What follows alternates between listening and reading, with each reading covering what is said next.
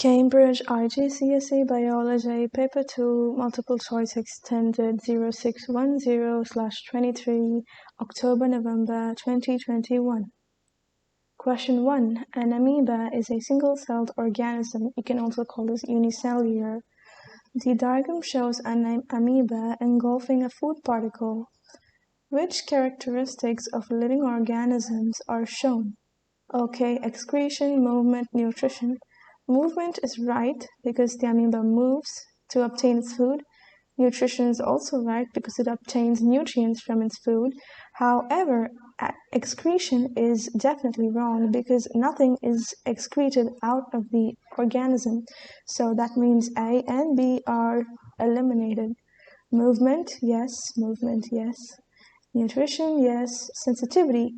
Okay, sensitivity is that this amoeba senses that the food is there and moves to go there. Movement is move, but sensitivity, it senses the food and moves its pseudopod. Yes, so sensitivity is right. This is wrong because no other amoeba is produced. There should be another amoeba, and which is not there, so this is wrong. And we are left with C.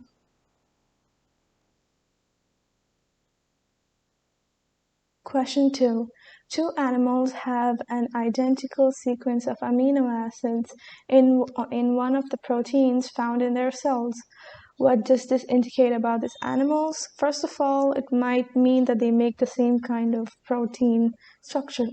Okay, option A, they have been eating the same types of food. This does not make sense. Some animals eat the same kind of food, and they don't have necessarily the identical sequence of amino acids.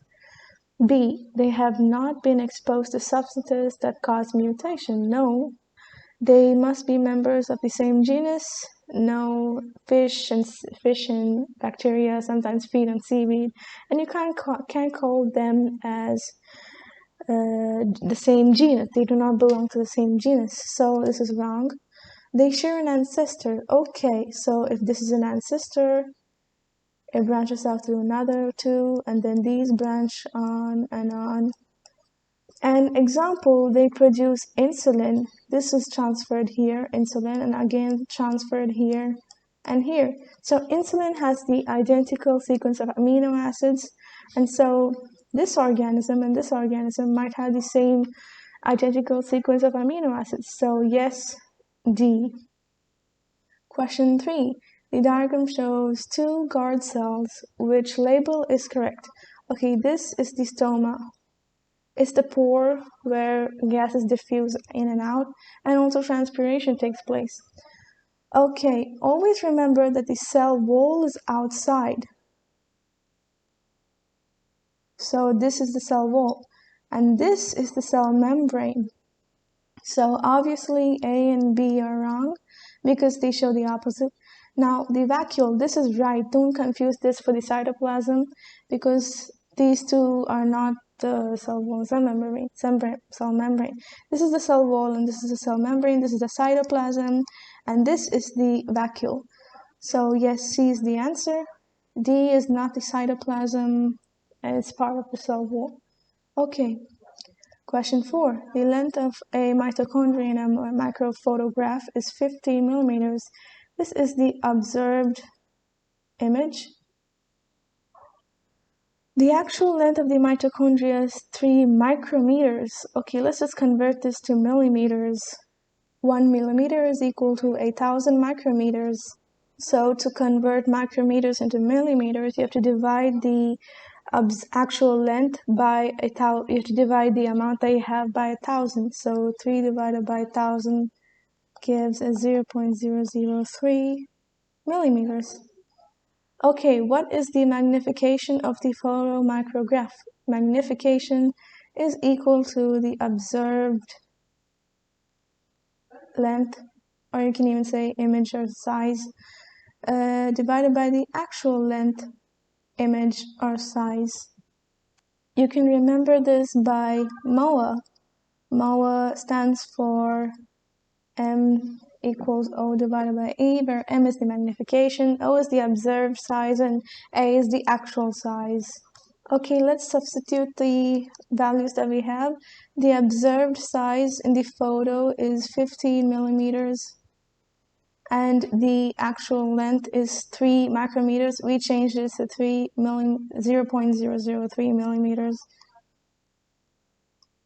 and we get 5,000.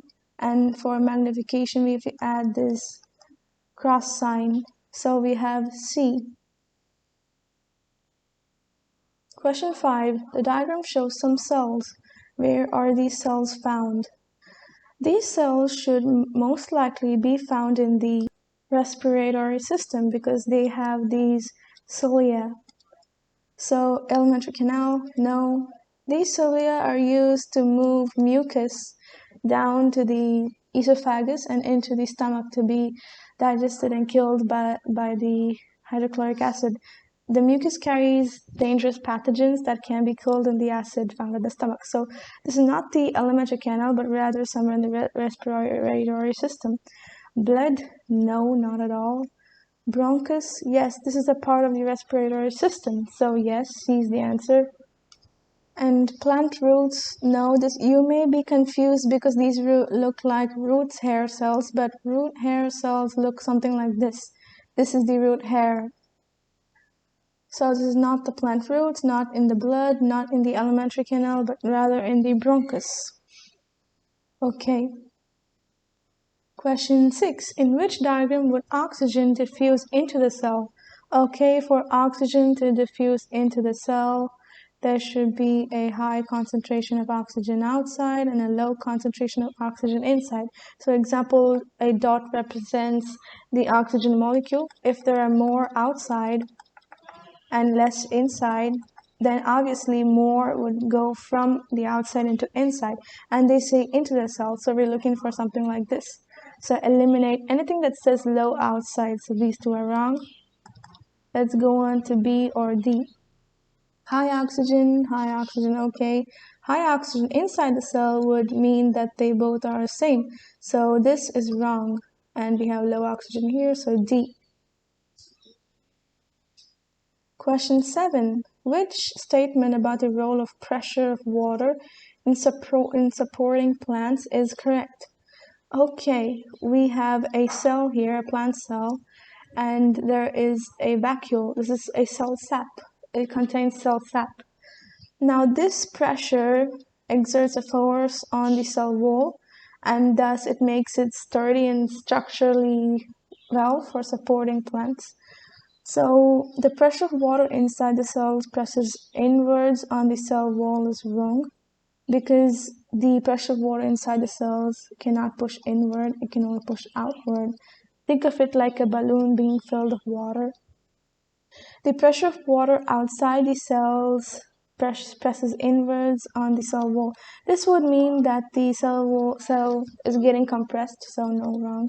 The pressure of water inside the cells presses outwards on the cell wall. Yes, this is right, because you can see that it's pressing outward. The pressure of water outside the cells presses outwards on the cell. No, this is wrong, doesn't make sense. Okay, question 8. The bases on one of the strands of a DNA molecule have the sequence shown. Okay, what is the corresponding sequence of bases on the other strand? Okay, here corresponding and the other strand. All you need to know is this. A binds with T and C binds with G. Okay, let's copy down the sequence.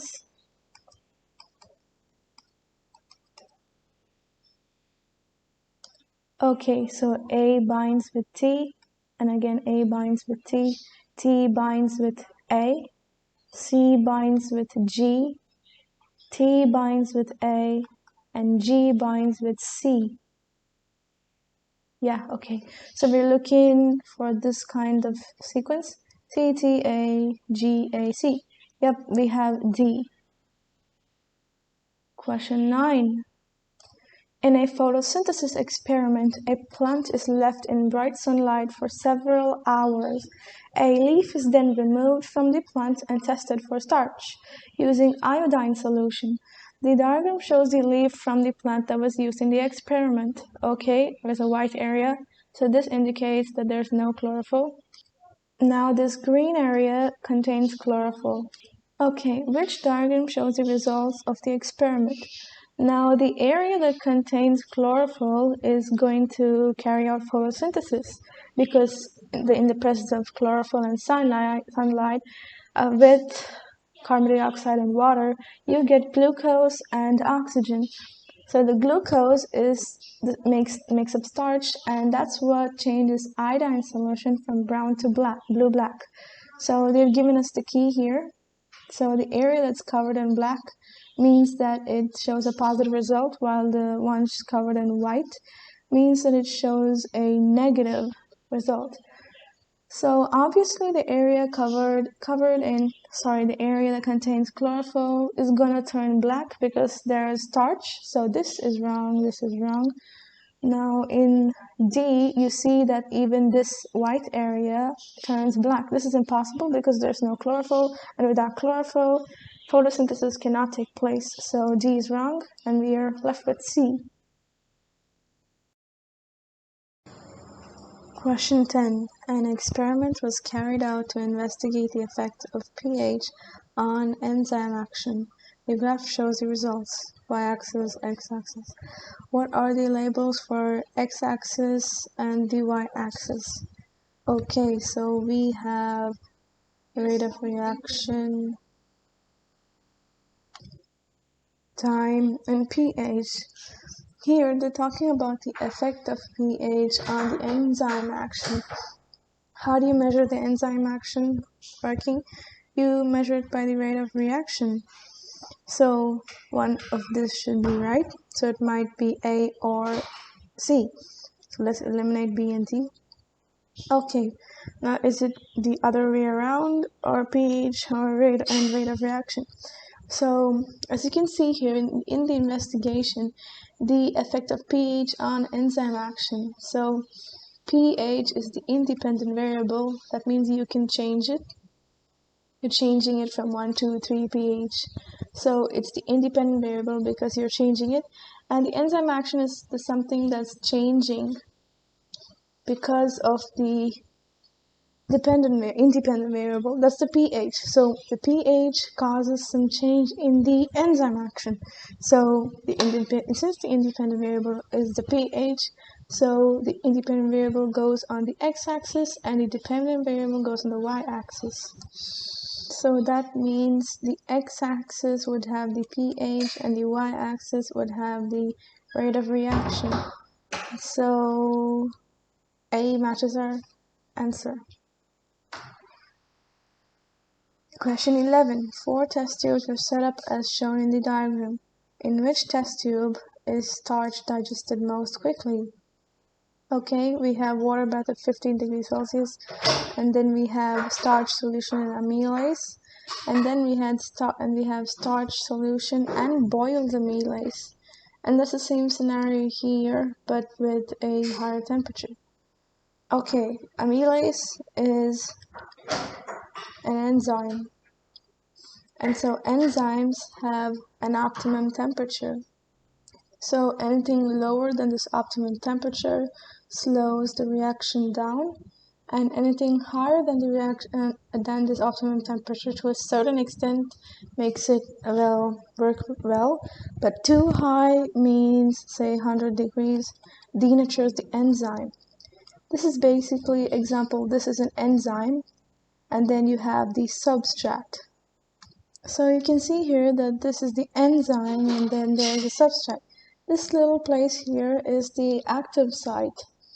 The active site is the place where the substrate fits into the enzyme. So the enzyme has to have a complementary or similar or same shape to the substrate. Okay. So if these conditions are met, you have an enzyme substrate complex, and so the enzyme reaction takes place. However, if the temperature is too low, then the reaction is slowed down. If the temperature is too high, say 100 degrees Celsius, the enzyme is going to get denatured. This is when the active site changes. if this was the enzyme, it becomes something like this. The active site changes, and so the substrate no longer fits into the enzyme's complementary shape active site. This area is called the active site. So since they don't have complementary shapes, they no longer fit and the reaction does not take place. So obviously in D and B, you're not going to have anything happening. In C and A, I think in A it's going to be a slower reaction because you have 15 degrees here. And 35 degrees is close to 37 degrees. That's a body temperature, normal body temperature. And so the reaction has an optimum temperature, and so you have C as an answer. Okay, question 12. Two similar leaves are set up in the test tubes as shown. One is exposed to light while the other is kept in the dark. We have orange hydrogen carbonate indicator solution. This is the black paper. That means this is the leaf in darkness and this is the leaf in light. After a few hours, which color would the hydrogen carbonate indicator solution be in each test tube? Okay, hydrogen carbonate turns yellow in the presence of carbon dioxide. And if carbon dioxide is removed, it turns purple. Okay, so that means the hydrogen carbonate solution is going to turn yellow here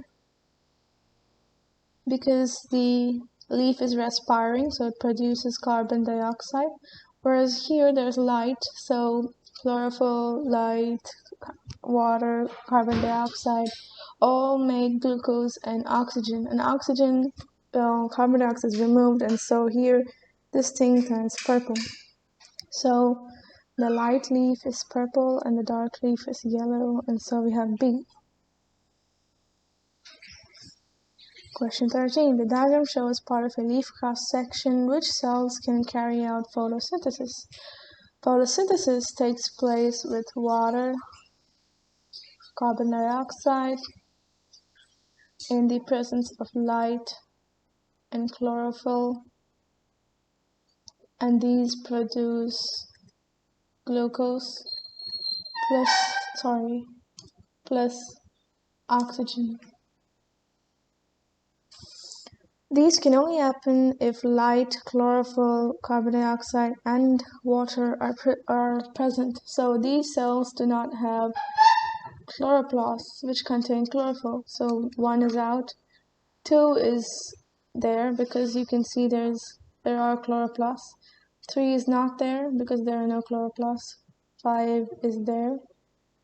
And 4 is also there because you can see that there are chloroplasts. Okay, so our answer looks like 2, 4, 5. Yeah. Question 14. Which part of the alimentary canal produces an enzyme that digests protein? Protein is digested by 3 types of enzymes: protease enzymes, trypsin enzyme, and pepsin enzyme. Okay, so this is all produced in the stomach. It all happens in the stomach. This is the gallbladder, and it has something to do with bile. It produces bile, which helps in the digestion of fats along with lipase. It emulsifies the fat, makes it into smaller droplets so that lipase can digest fat and produce fatty acids and glycerol. Now, so this is not the answer. B. Okay, you have the mouth. In the mouth, starch digestion occurs, which means that with the help of amylase, starch is broken down into glucose and maltose. So B is wrong. D. In D, water is absorbed, so wrong. So we're left with C. Question 15. The diagram shows a large food molecule changing into smaller molecules.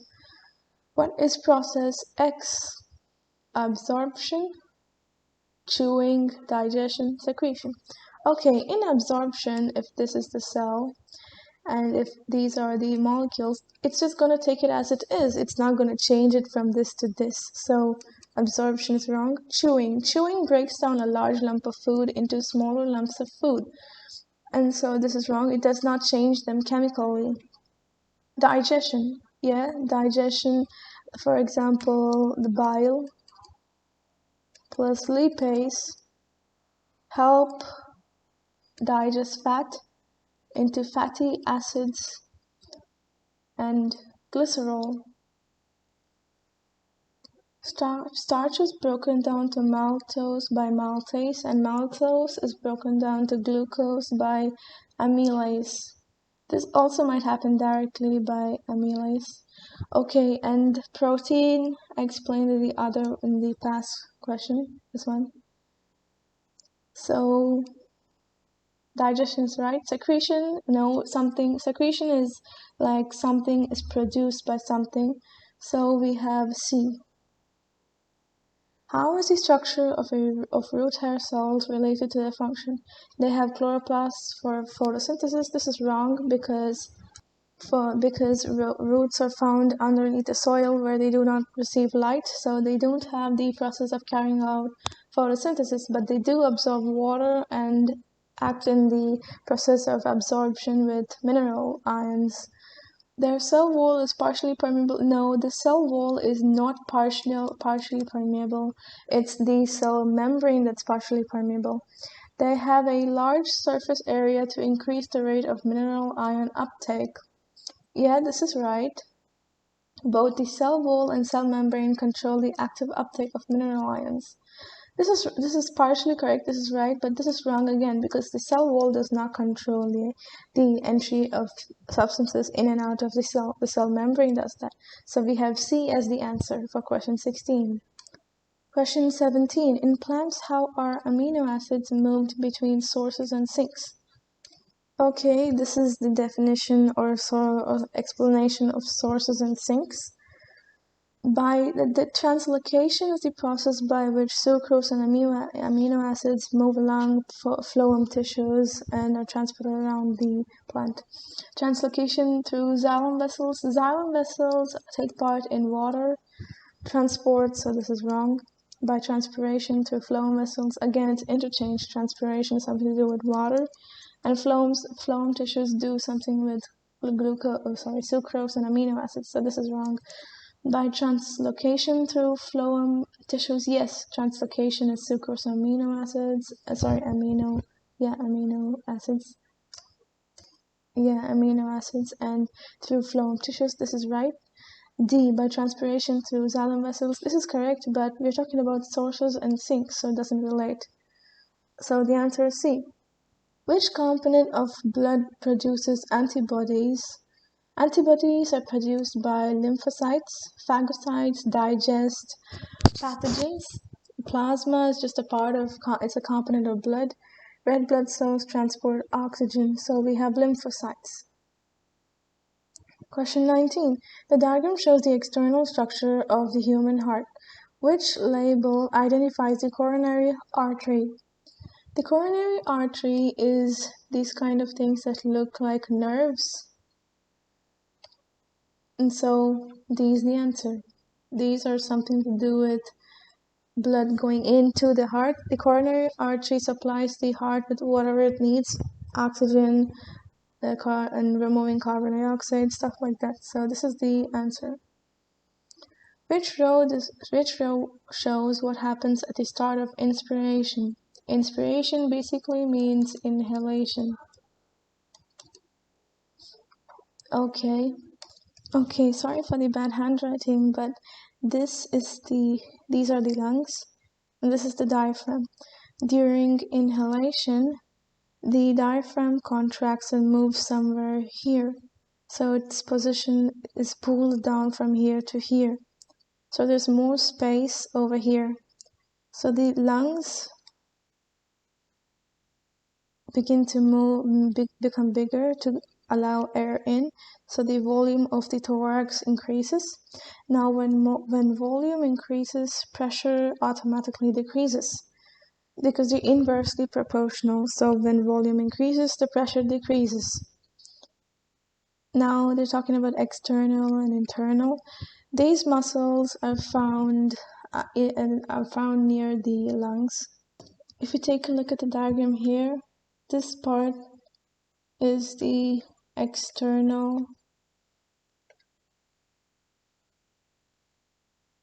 intercostal muscle, whereas this part is the internal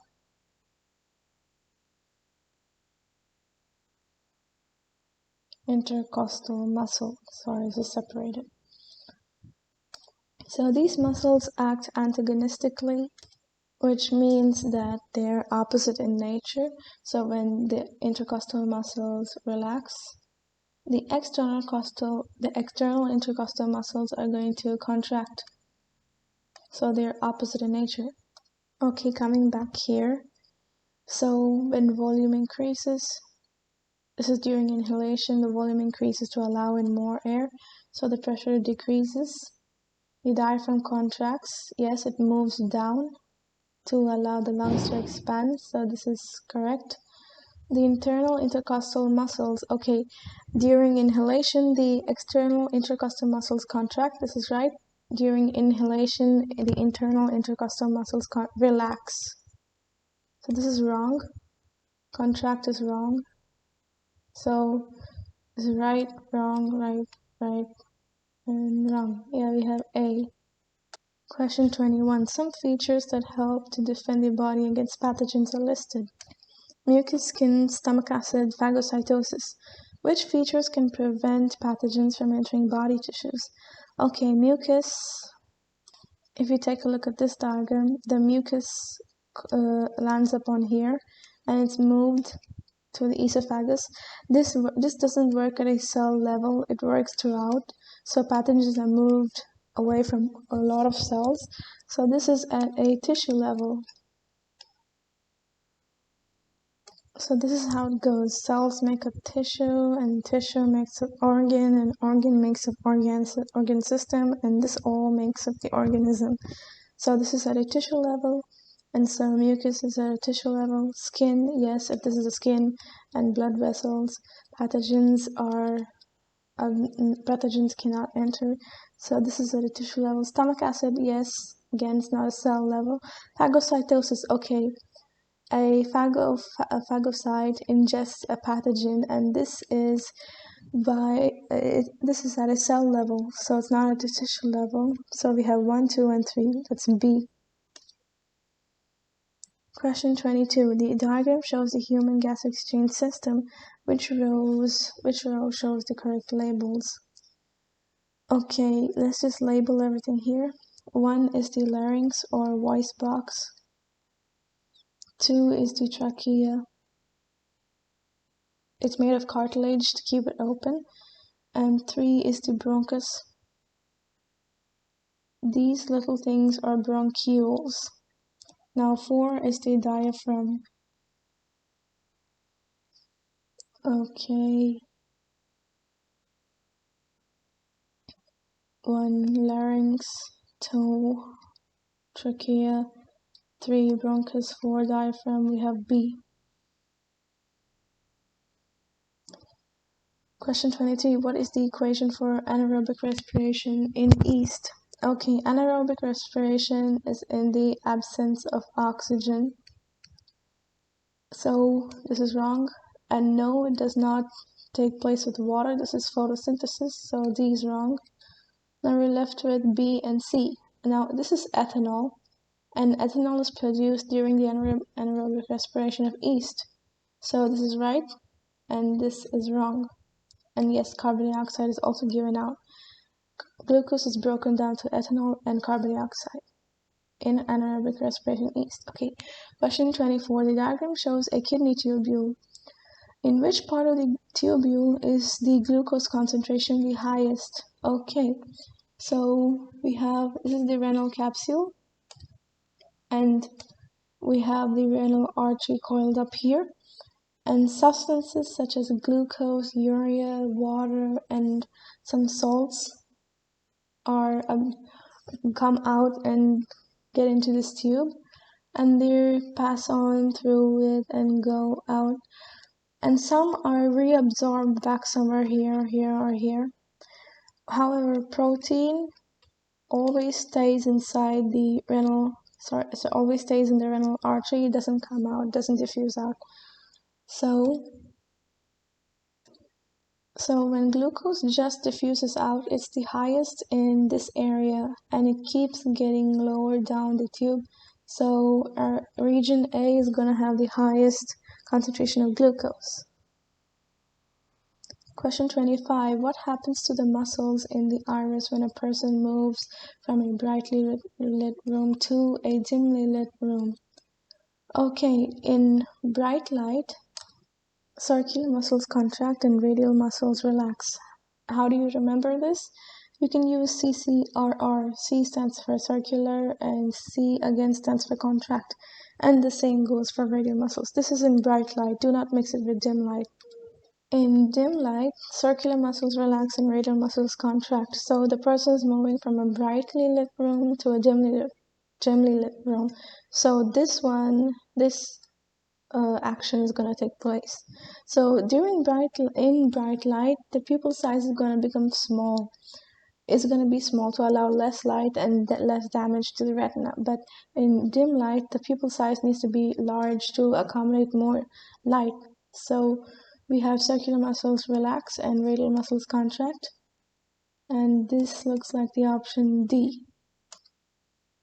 Question 26. What happens when someone has low blood glucose concentration? When there's a high blood glucose concentration, insulin is stimulated. Insulin converts glucose into glycogen, which is stored in the liver. When there's a low blood glucose concentration, the glycogen in the liver is converted back into glucose by glucagon. Don't get these mixed up. So, insulin is released from the pancreas during low blood glucose concentration, and glycogen is released from the liver. And so this is wrong. Glycogen is released from the pancreas. No, it's released from the liver. Glucagon is released from the liver. No. Glycogen is released from the liver. Glucose is released from the liver. Yes, glucose is released from the liver. Question 27. How can the development of antibiotic resistance in bacteria be reduced? Okay, treating every disease with antibiotics. No, this is not a way, because there are greater chances of exposing bacteria to the antibiotic. So no. Treating infections caused by a virus with antibiotics. No, a virus cannot be affected by an antibiotic by any way, because viruses have protein coat and they don't have a cell wall, which an antibiotic destroys. Whereas bacteria have cell wall. Viruses don't have cell wall, so antibiotics are not resistant over viruses. Using antibiotics only when essential. Yes, this can reduce the effect. Using antibiotics regularly to prevent diseases. No, you have to make your body get on with it. Only in an emergency you have to use an antibiotic. So the answer is C. Question 28. A seed is placed and grown on a rotating disc as shown. Okay, the seed is pinned to a constantly rotating disc. Which diagram shows the appearance of the seedling shoot after 7 days? Okay, we can see that there is no light and the gravity acts downwards. And this is being rotated constantly, so oxine is being evenly distributed. So obviously it's going to grow straight up, straight sideways. It's not going to go this way, or this way. So we have A.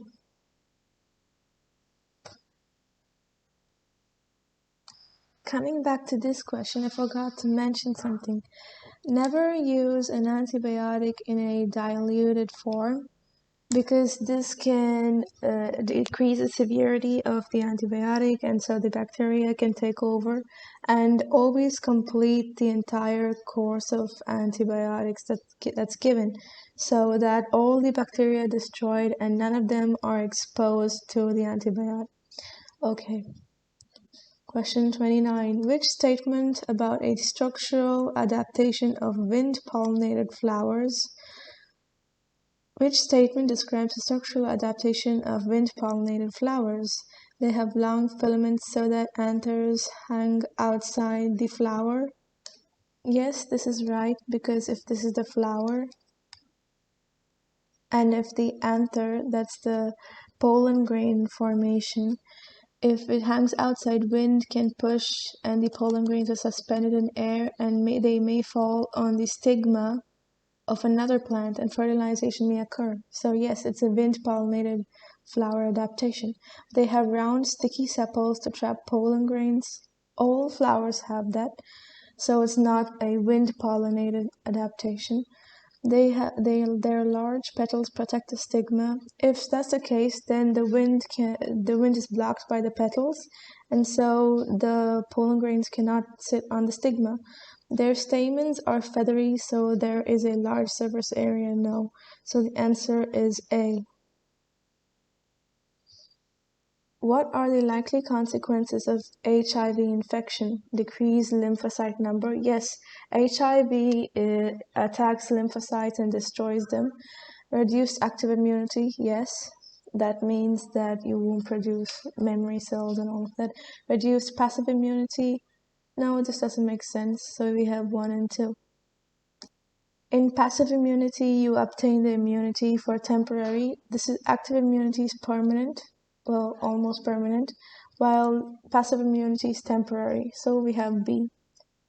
Question 31. Which row is correct for the type of cell? Okay. Haploid is when a cell has half the number of a normal cell. Say, a normal human body cell contains 23 pairs of chromosomes. So this is cancelled and you only have 23 chromosomes. You don't have 23 pairs of chromosomes, whereas in a diploid, that's a normal body cell, you have 23 pairs of chromosomes.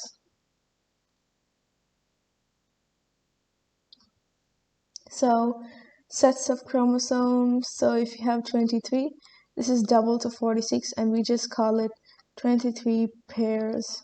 So that just means 2. Okay, body cell is diploid nucleus and sets of 2. Yeah, this seems right. Okay, gamete, it's going to be haploid. That means half the number, so this is wrong. This is right, but this is wrong, so not B. Gamete, haploid, it doesn't have 2 sets of chromosomes, it has only 1. So body, haploid, no, it's diploid, and it's not 1. So the answer is A. Question 32. Which structures in bacterial cells synthesize protein?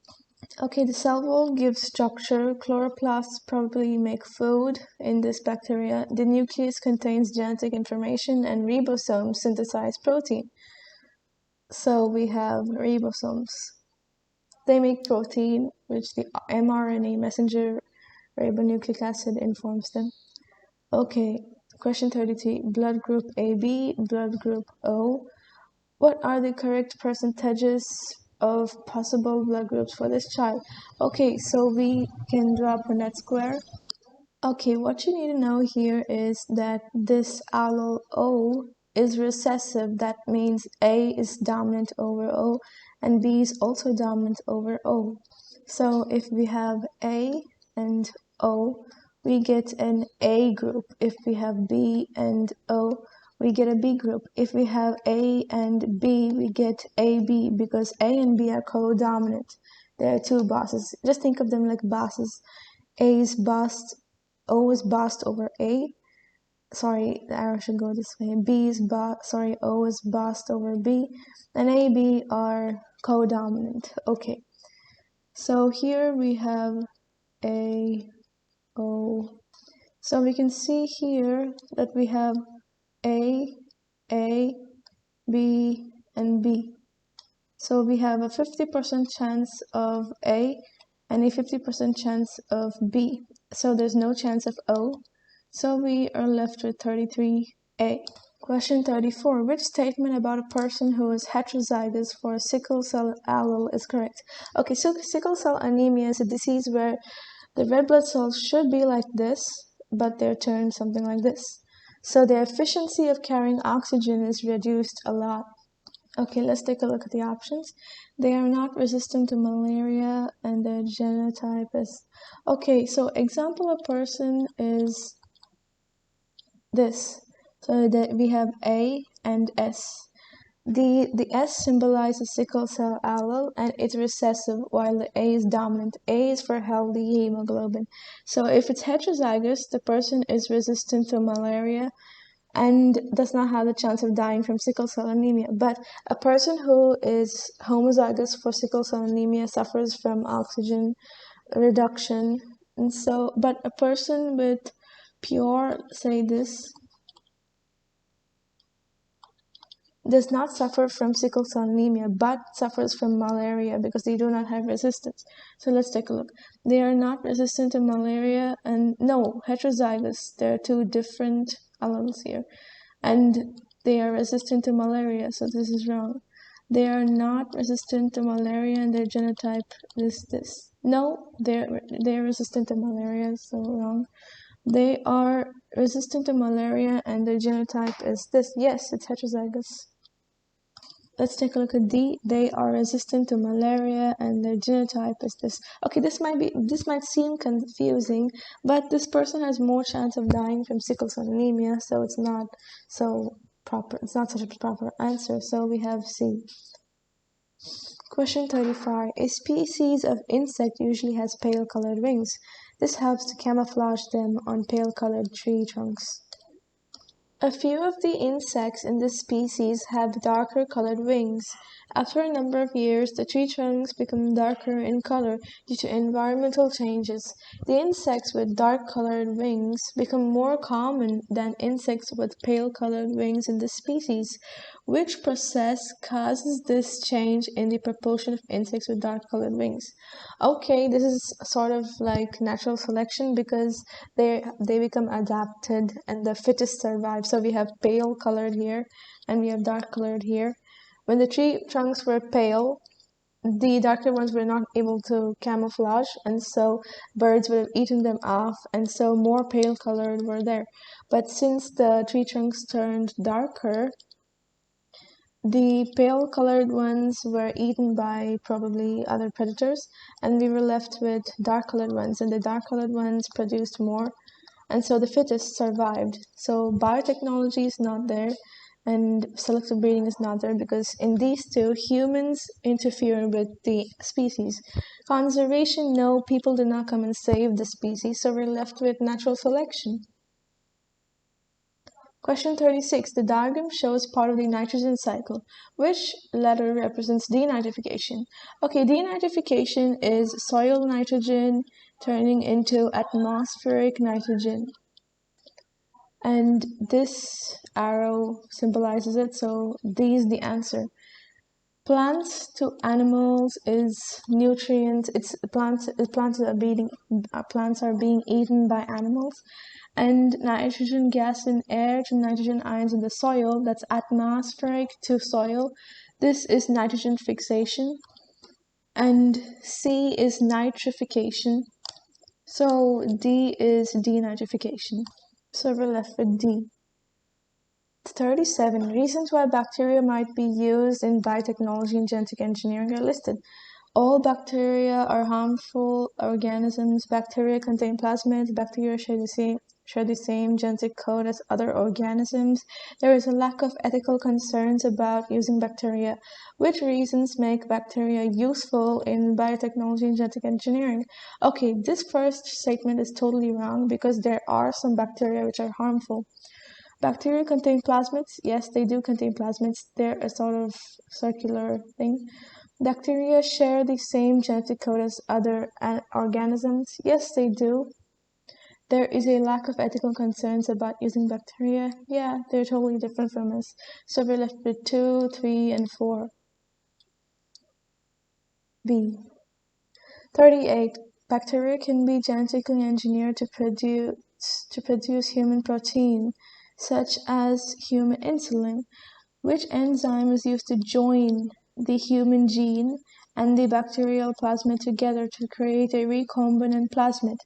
Okay, say this is the human gene, and the gene responsible for insulin is somewhere over here.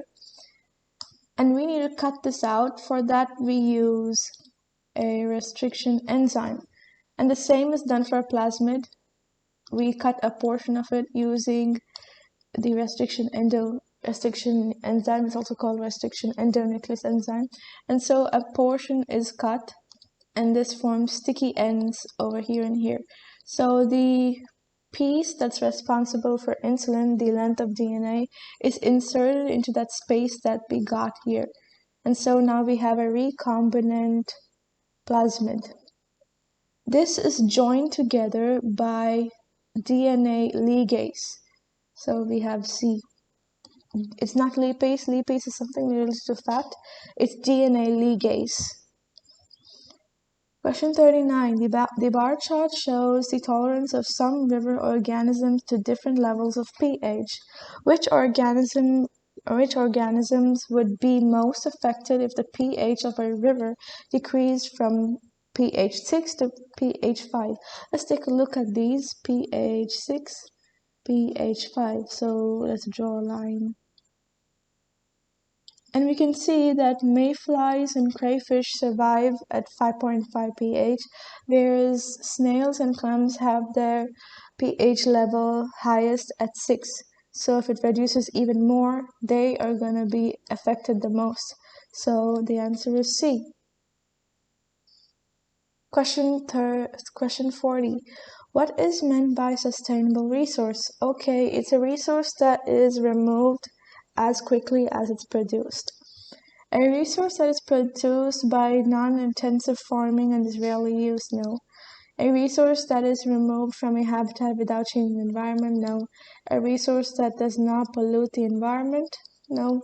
A resource that is produced as rapidly as it is removed from the environment? Yes. Okay, that's the end of this paper. I hope you found this useful for your examination practice. Be free to comment, like, and share this video. Our channel makes videos for IGCSE all subjects from biology, physics, chemistry, math, English, GP, global perspectives. We also make videos for primary checkpoint of Cambridge and secondary checkpoint. Be sure to check out them if you have any friends in need of them. Thank you. Bye.